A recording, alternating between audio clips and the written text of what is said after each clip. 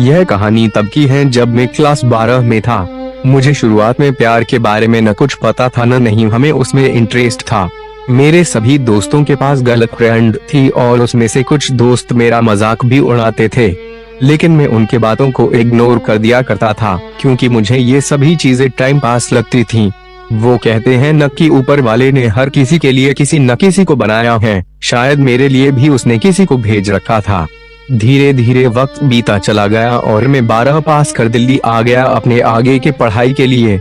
आज मेरा ग्रेजुएशन का पहला क्लास था तो मैं बहुत खुश था अपने क्लास को लेकर, क्योंकि वहाँ पे नई नई चीजें सीखने को मिलेगा। अपने दिमाग में ये सारी बातें सोचकर मन ही मन मुस्कुराया जा रहा था, तभी सामने से आती एक खूबसूरत से लड़की से मैं टकरा गया। उसके हाथों से सारे बुक्स गिर गए। मैं सब कुछ भूलकर बस उसी को देखे जा रहा था। उसकी आंखें और उसका आवाज इतना मनमोहन थे कि मैं बस उसमें खो सा गया।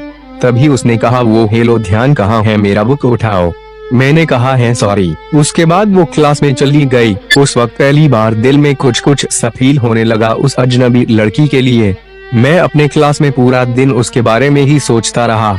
क्लास खत्म होने के बाद मैं उस लड़की से मिलने के लिए बेचैन से हो गया था।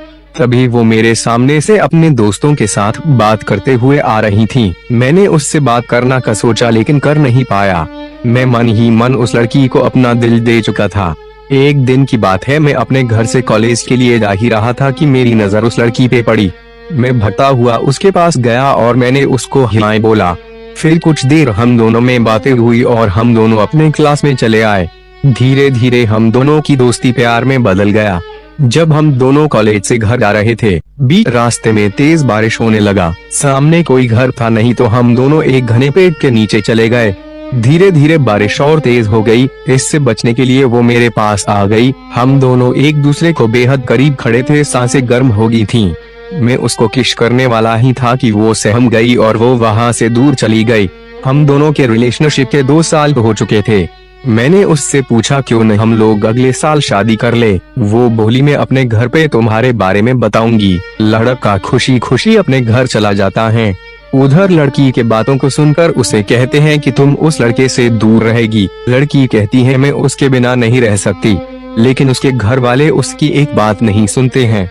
उस लड़की का फोन छीन लेते हैं और उसका कॉलेज जाना नहीं बंद कर देते हैं। लड़का उसका फोन ट्राई करता लेकिन फोन स्विच ऑफ आता। 2 दिन बीत जाने के बाद लड़का घबरा गया और उसके घर चला गया। लड़की की मम्मी से पूछने पे वो कहती है कि वो अपने नानी की घर चली गई है।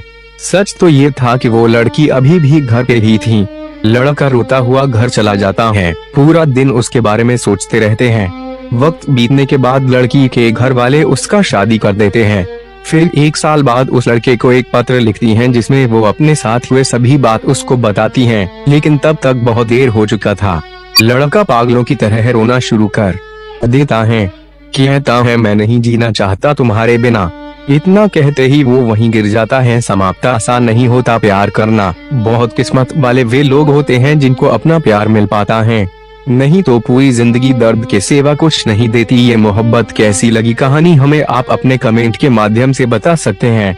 ऐसे ही मजेदार और दर्द भरी कहानी सुनने के लिए हमें फॉलो और कमेंट करें। अगर आप मेरे चैनल पर नए हैं तो चैनल को सब्सक्राइब करें एवं बेल आइकन को भी दबाएं। मैं आपका सैम प्रवीण।